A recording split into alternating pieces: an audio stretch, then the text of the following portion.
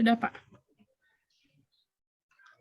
Hari ini kita akan uji komprehensif. Anda sebagai mahasiswa PPG harus mampu melewati uji komprehensif ini ya. Ya, Pak. Di sesi ini saya berdua sebenarnya dengan Ya. Bapak Dr. Haji Superdirektor MSI. Ya, Pak. Ini setelah sesi saya, beliau akan masuk ya. Ya, Pak. Karena kebetulan di kegiatan sekarang di prodi kami ini, selain uji komprehensif ini juga ada ujian skripsi. Jadi bergantian lah ya. Iya, siap, Pak. Saya mengambil sesi pertama untuk saudari Lydia. Ya, Pak. Anda sudah siap? Siap, insya Allah siap, Pak. Baik. Pertanyaan pertama saya, Ya, silakan Pak. menjelaskan permasalahan pembelajaran yang telah Ibu identifikasi. Baik. Atau bagaimana cara Ibu mengidentifikasi masalah-masalah dalam pembelajaran. Silakan, Bu. Siap. Terima kasih atas kesempatannya, Pak. Izin menjawab. Saya melakukan identifikasi permasalahan yang ada dengan cara melakukan observasi selama saya mengajar di sekolah saya bertugas, di sekolah tempat saya bertugas. Saya melakukan observasi, lalu saya identifikasi masalah-masalah pembelajaran apa saja yang dialami oleh peserta didik saya. Adapun masalah yang saya identifikasi dari 6 jenis permasalahan. Yang pertama ada pedagogik, literasi, numerasi. Di situ saya ambil permasalahan, ya, di situ saya mengidentifikasikan adanya masalah pada pedagogik, yaitu kemandirian belajar peserta didik yang rendah. Selanjutnya untuk pada jenis permasalahan kesulitan belajar peserta didik, saya mengidentifikasikan bahwa peserta didik kesulitan memahami materi pembelajaran, khususnya pembelajaran sosiologi. Selanjutnya pada pemahaman dan pemanfaatan model pembelajaran, di mana guru kurang mampu memahami dan memanfaatkan model-model pembelajaran inovatif, sehingga peserta didik kurang motivasi, kurang memiliki motivasi dalam pembelajaran. Selanjutnya pada jenis permasalahan pemahaman pembelajaran berbasis HOTS, di mana di mana peserta didik mengalami kesulitan dalam memahami pembelajaran berbasis HOTS. Dan juga selanjutnya ada lagi jenis masalah penggunaan atau pemanfaatan teknologi dalam pembelajaran, di mana kurangnya penggunaan media pembelajaran interaktif yang menarik bagi peserta didik, sehingga peserta didik kurang penggunaan dari guru, sehingga peserta didik kurang menarik atau kurang minat dalam pembelajaran. Demikian, Pak. Oke, jadi tadi Ibu melakukan observasi ya? Iya, Pak. Observasi di kelas Ibu ya? Iya, Pak. Nah, sekarang bagaimana Ibu mencoba mengeksplorasi masalah tersebut? Siap, izin menjawab, Pak. Setelah saya mengobservasi, lalu saya mendapatkan beberapa poin permasalahan yang ada di sekolah. Lalu untuk mengeksplorasinya, saya melakukan kajian literatur dari artikel ilmiah yang artikel ilmiah yang pernah melakukan penelitian yang mempunyai masalah yang sama terhadap masalah yang saya identifikasi. Lalu saya cari apa faktor penyebabnya. Misalnya saja kemandirian belajar siswa rendah. Saya cari kajian literatur yang menghasilkan penelitian yang ternyata faktor penyebab kemandirian belajar siswa rendah itu karena adanya model atau metode pembelajaran yang digunakan guru kurang menarik. Selanjutnya, selain kajian literatur, saya juga melakukan wawancara kepada 5 narasumber yang terdiri dari kepala sekolah, guru, rekan sejawat, pengawas sekolah, dan pakar dalam bidang pendidikan tentunya. Dan saya mewawancarai mengenai jika saya memiliki permasalahan ini, kira-kira faktor penyebabnya apa saja ya, seperti itu Pak. Oke, baik, Bu Lydia. Selanjutnya, dari hasil eksplorasi masalah tersebut, Ibu sudah menemukan beberapa beberapa alternatif solusi ya. Iya Pak. Selanjutnya sebelum sampai ke menentukan solusi, Ibu harus setelah eksplorasi tadi, Ibu harus bisa menentukan akar masalahnya. Iya Pak. Ya, nah, sekarang bagaimana cara Ibu menentukan akar masalah itu? Ya, siap. Izin menjawab, Pak. Setelah saya lakukan kajian literatur, setelah melakukan wawancara, saya mendapatkan beberapa faktor penyebab dari masalah saya itu. Lalu saya analisis lagi untuk mencari akar masalahnya. Saya analisis dengan menggunakan teknik analisis. Contohnya seperti yang sudah saya pelajari dan sudah diajarkan oleh dosen pada saat kuliah. Yang pertama ada misalnya contoh analisis root case analisis, terus juga ada teknik analisis fishbone, ada teknik analisis Ichigawa, selanjutnya ada juga teknik analisis seperti pohon seperti itu Pak. Jadi dari satu masalah dicari faktor penyebabnya apa, lalu dari faktor penyebab itu dirinci kembali apa akar penyebab masalahnya sehingga dapatlah akar penyebab masalahnya tersebut. Begitu Pak.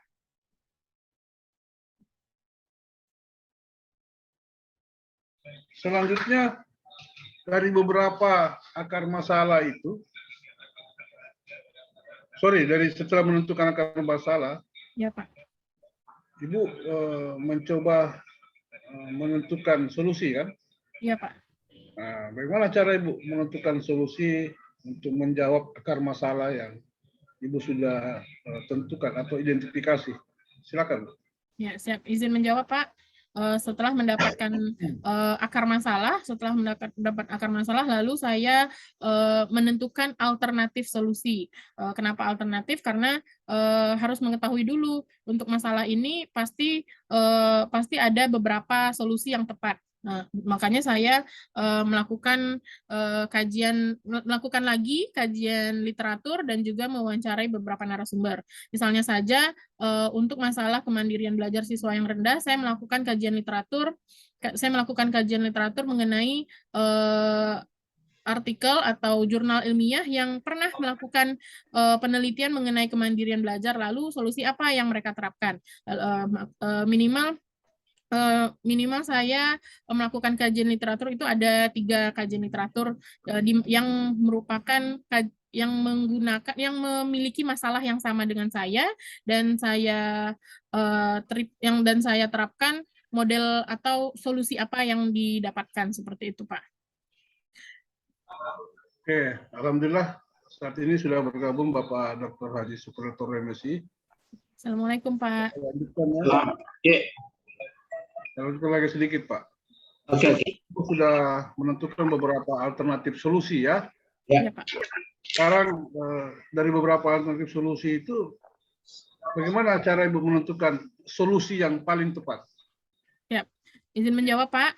Setelah saya mendapatkan beberapa alternatif solusi, saya melakukan kajian literatur kembali, di mana saya mencari kajian literatur yang yang memberikan penguatan pada solusi yang saya pilih. Misalnya saja, saya memilih dari kajian literatur yang saya dapat, ada solusi yang tepat adalah model pembelajaran PBL misalnya. Lalu saya lakukan lagi kajian literatur mengenai kelebihan dan kekurangan dari model PJBL tersebut. Selanjutnya saya lakukan kajian literatur juga tentang penelitian yang sudah berhasil menggunakan model pembelajaran PBL tersebut. Gitu Pak. Oke. Apa tidak cukup dengan hasil wawancara. Oh iya Pak, lupa saya, maaf Pak.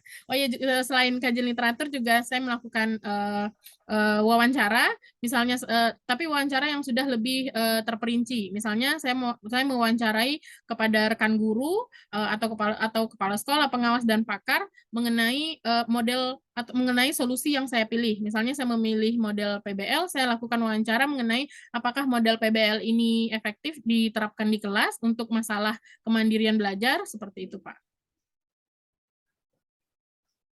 Nah, sekarang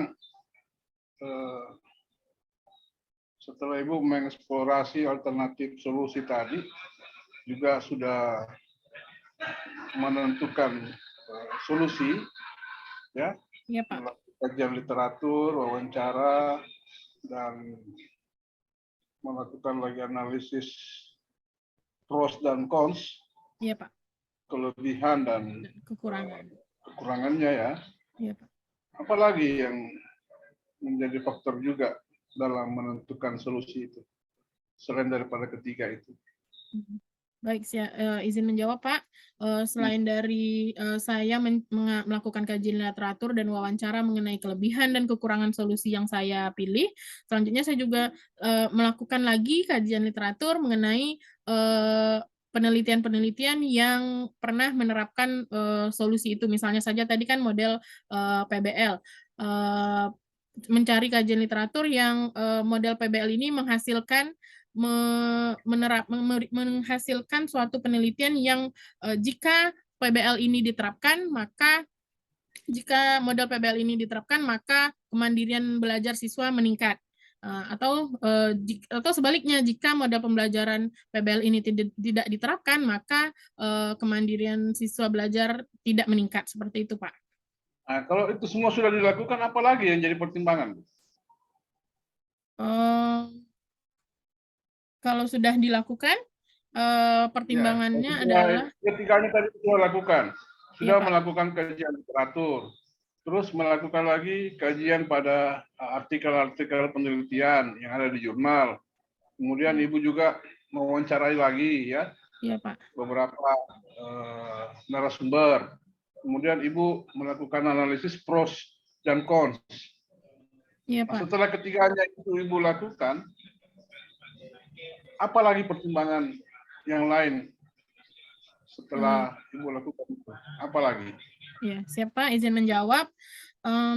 Selanjutnya setelah saya menentukan solusi, setelah saya melakukan analisis, selanjutnya saya menganalisis materi pembelajaran di kelas yang terdapat masalah yang saya identifikasikan sebelumnya itu, Pak. Saya analisis materinya.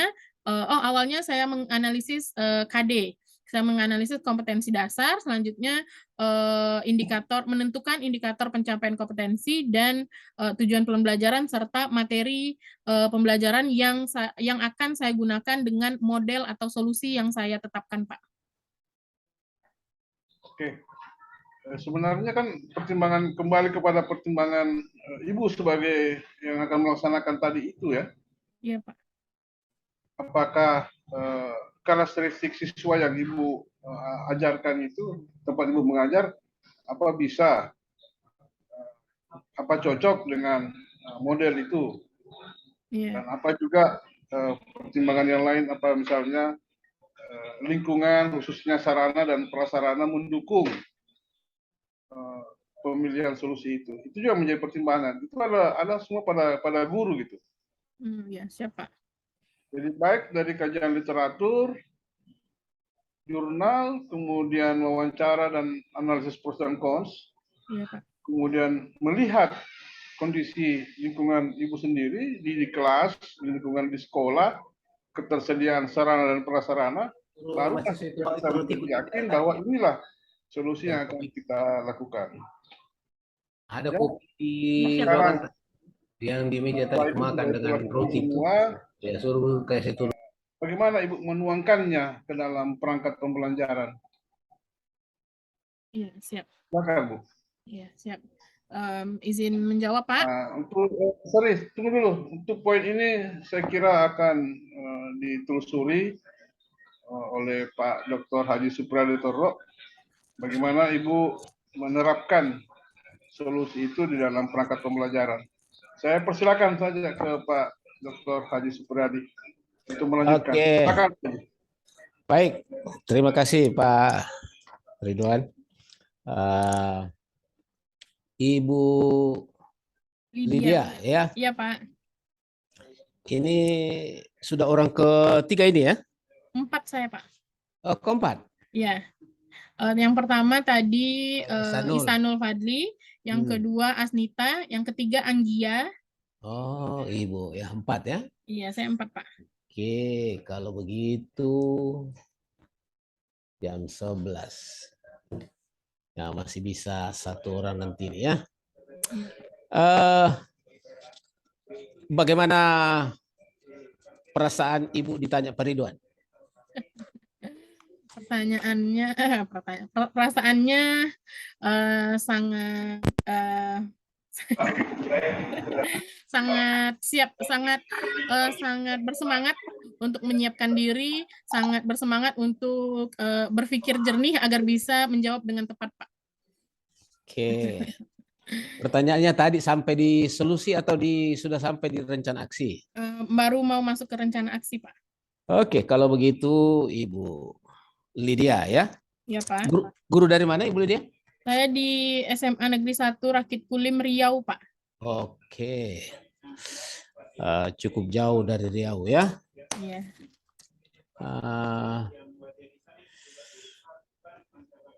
Ibu sudah menyusun RPP, sudah menyusun perangkat pembelajaran dalam 5 jenis, ya? Ya, Pak. Apa saja 5 jenis itu? Oh, perangkat pembelajaran yang saya susun untuk rencana dalam pembuatan rencana aksi. Yang pertama ada penyusunan rencana pembelajaran atau RPP, yang kedua pengembangan pembuatan bahan ajar, yang ketiga pembuatan media pembelajaran, yang keempat pembuatan LKPD atau lembar kerja peserta didik, dan yang terakhir pembuatan instrumen penilaian, Pak. Oke, itu sudah menuangkan solusi dalam perangkat pembelajaran itu? Sudah, Pak. Diterangkan dulu kalau begitu. Baik. Solusi yang Ibu pakai dengan masalah yang diungkap di dalam RPP. Ringkas saja, jangan panjang-panjang ya. Oke, siap. Izin menjawab, Pak. Setelah melakukan menentukan solusi, saya menerapkan solusi yang saya pilih itu pada perangkat pembelajaran saya. Misalnya saja, saya menggunakan metode diskusi untuk meningkatkan kemandirian belajar siswa. Saya menggunakan model pembelajaran problem based learning untuk meningkatkan kemampuan peserta didik dalam pembelajaran berbasis HOTS. Selanjutnya saya juga menerapkan materi pembelajaran yang kontekstual dan serta menerapkan pendekatan berbasis teknologi. Seperti itu, Pak.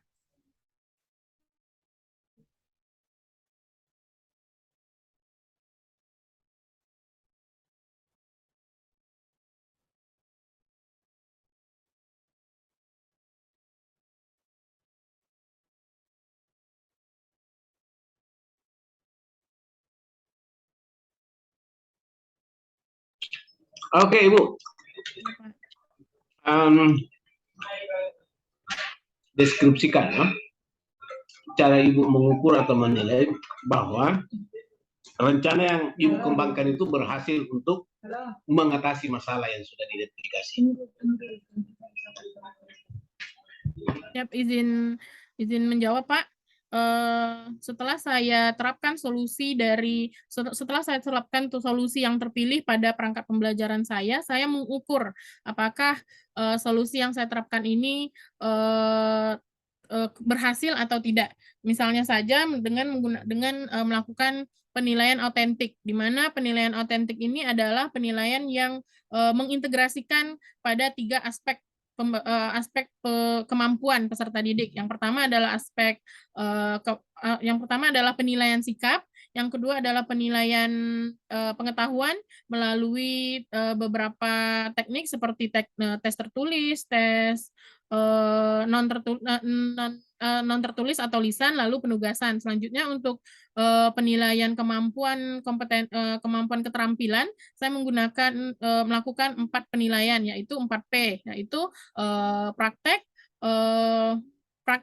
produk, proyek, dan portofolio. Seperti itu, Pak. Penilaian otentik. Mute, Pak, tidak kedengaran.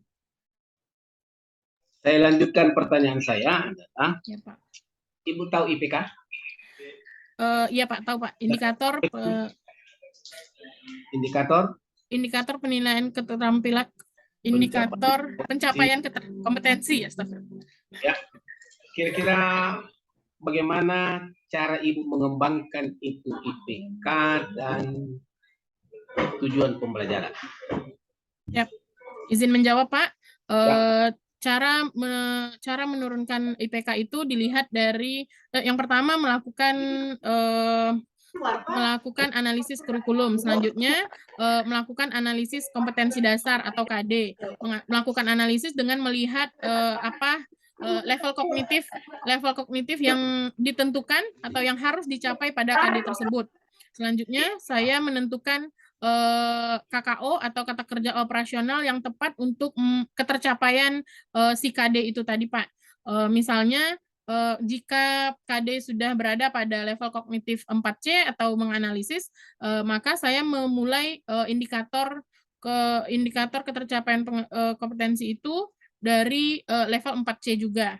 Selanjutnya setelah ditentukan indikator IPK, diturunkan lagi kepada tujuan pembelajaran, di mana tujuan pembelajaran itu mengacu pada IPK, dan tujuan pembelajaran dibuat dengan menerapkan konsep ABCD, di mana A adalah audience, B behavior, C-nya condition, dan yang terakhir adalah degree. Lydia, ya? Ya, Pak. Pernah membuat penilaian otentik? Insya Allah pernah, Pak. Alhamdulillah pernah, Pak. Apa itu? Penilaian otentik itu adalah penilaian yang mengintegrasikan atau penilaian secara keseluruhan, yaitu dari 3 aspek, penilaian sikap, penilaian pengetahuan, dan penilaian keterampilan pada peserta didik. Dimulai dari penilaian sikap itu menggunakan observasi dan juga dilakukan dengan cara observasi, penilaian diri, dan penilaian antar teman. Untuk penilaian pengetahuan dilakukan dengan tes tertulis, tes non-tulis, dan penugasan. Sedangkan untuk keterampilan dengan penilaian praktek, produk, portofolio, dan proyek, Pak. Mute, Pak. Inti penilaian otentik itu apa? Inti dari penilaian otentik itu adalah penilaian yang secara keseluruhan, Pak. Dari mana itu dia baca itu? Perlu membaca ulang, ya. Apa itu penilaian otentik, ya? Siap, Pak. Otentik itu apa sesungguhnya? Tunggu, Pak. Penilaian otentik.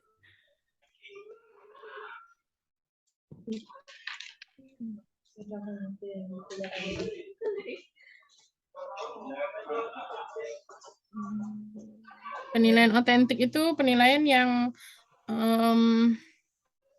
videonya.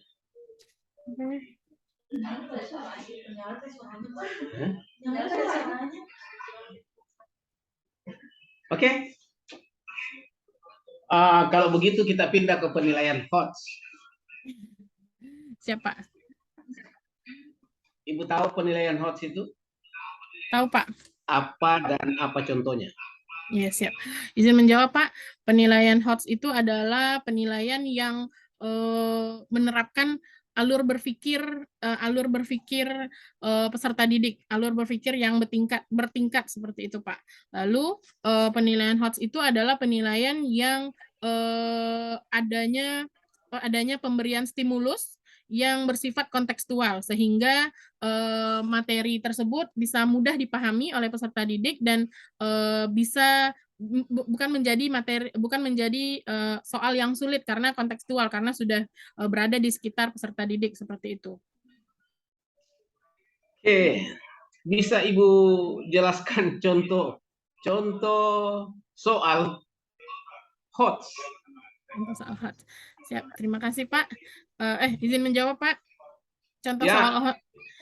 soal HOTS itu misalnya dalam pembelajaran sosiologi pada materi permasalahan sosial. Lalu soal HOTS itu diawali dengan stimulus atau rangsangan yang berupa hal yang kontekstual. Misalnya diberikan contoh kasus yang kontekstual yang berada di sekitar peserta didik atau yang sedang terjadi.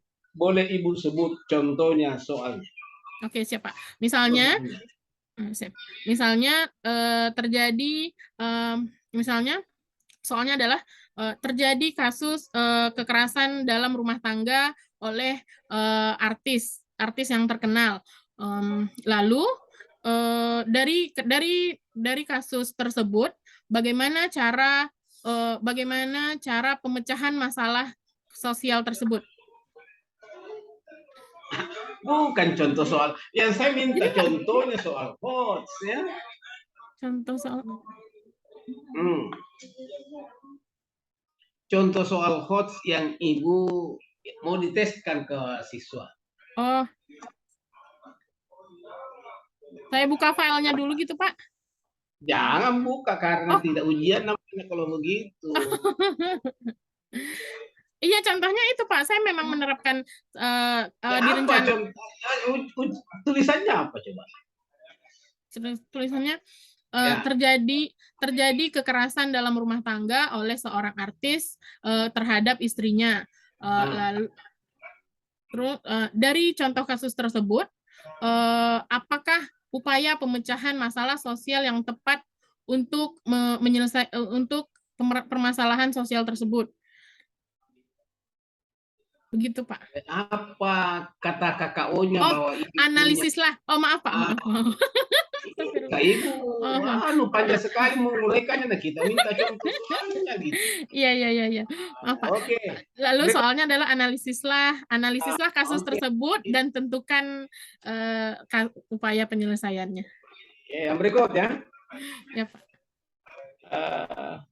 Upaya apa yang Ibu lakukan untuk mengembangkan kemampuan literasi dan numerasi siswa? Ya. Izin menjawab Pak, dalam rencana aksi ini saya juga melakukan upaya untuk meningkatkan kemampuan literasi peserta didik dengan cara menyusun atau mengembangkan bahan ajar, di mana bahan ajar tersebut saya ambil atau saya menjadikan buku pembelajaran dan juga modul menjadi referensi saya, lalu saya kembangkan dengan menambahkan gambar, menambahkan peta konsep sehingga lebih menarik dan mudah dipahami oleh peserta didik.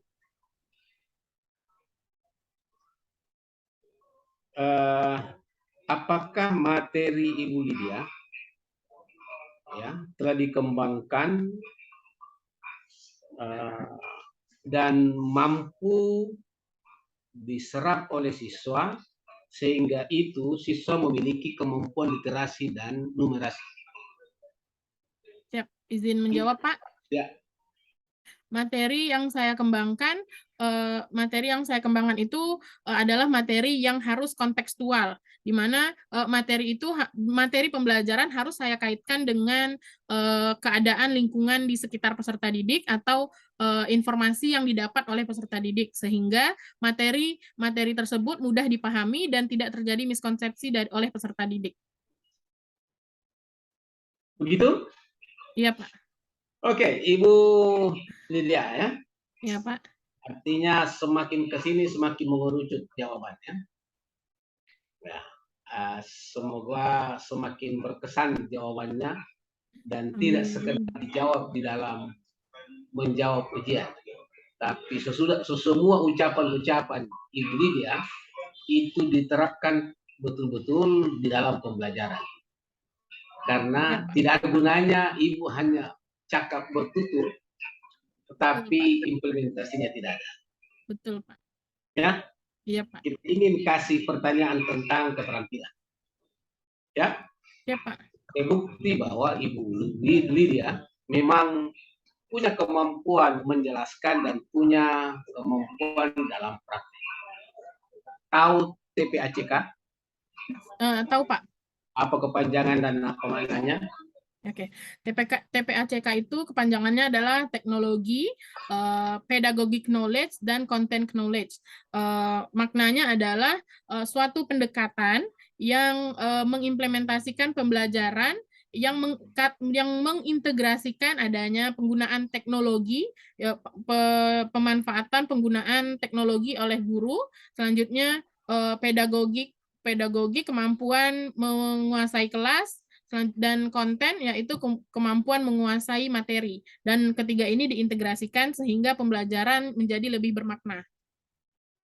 Sudah diintegrasikan dalam pengembangan perangkat pembelajaran yang buat?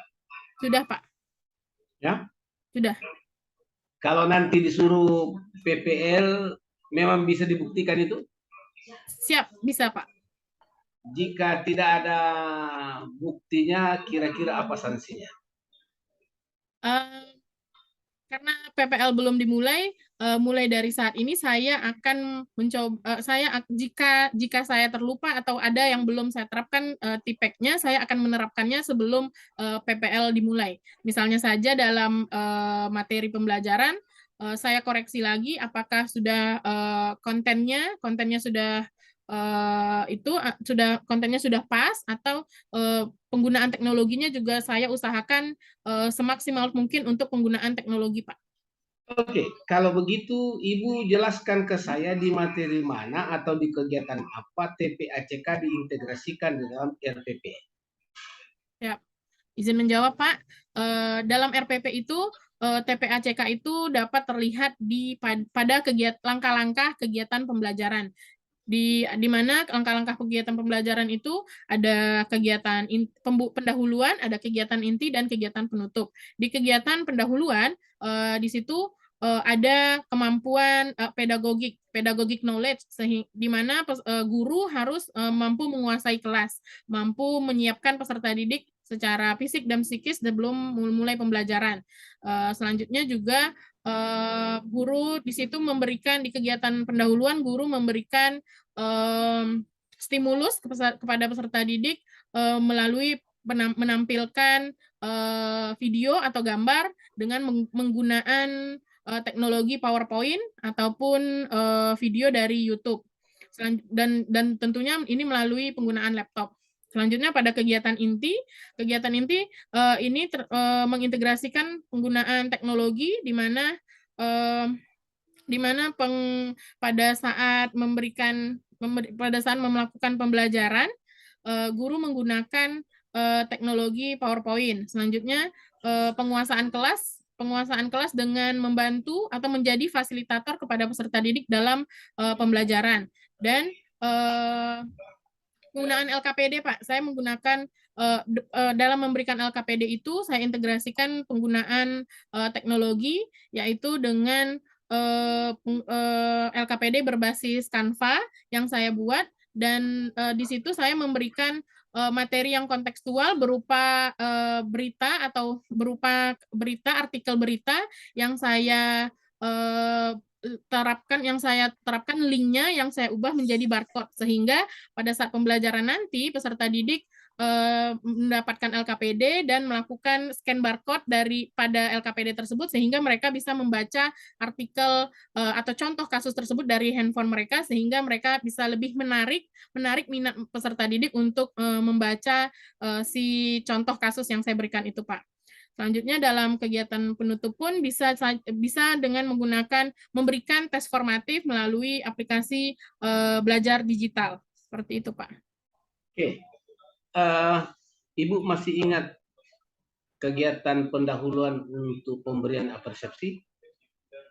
Masih, Pak. Kira-kira apa model apersepsi yang Ibu lakukan? Siap, izin menjawab, Pak. Apersepsi itu adalah menghubungkan pembelajaran hari ini, mengaitkan atau menghubungkan pembelajaran hari ini dengan pembelajaran sebelumnya. Dan cara yang saya gunakan adalah dengan cara tanya jawab. dengan cara memberikan pertanyaan pemantik kepada peserta didik, sehingga peserta didik bisa mengingat kembali, mereview kembali pembelajaran sebelumnya, dan menghubungkan dengan pembelajaran yang akan dilakukan pada hari itu. Apa bentuknya? Boleh disebut apa bentuknya? Bentuk persepsinya, Pak? Ya. Tanya jawab, Pak. Atau misalnya seperti ini, saya menampilkan gambar dan peserta didik berpikir, yang akhirnya menstimulus peserta didik untuk berpikir kritis, bahwa oh, ini pembelajaran sebelumnya ya kayaknya. Terus kalau pembelajaran sebelumnya tentang ini, berarti misalnya pembelajaran sebelumnya mengenai faktor penyebab permasalahan sosial. Kalau faktor penyebab sebelumnya, berarti hari ini adalah pembelajaran setelahnya, yaitu dampak permasalahan sosial, seperti itu, Pak. Oke, jadi sempurnakan pemahaman Ibu tentang persepsi itu. Tanya temannya nih, Ya, tidak jelas, tidak sempurna pembelajaran persepsi itu mengkaitkan pembelajaran hari ini dengan pembelajaran sebelumnya. Tanya temannya apa makna persepsi dalam pembelajaran, ya? Ya, Pak. Ya. Oke? Ya. Ya. Saya kira demikian, Ibu Lydia. Terima kasih atas jawabannya.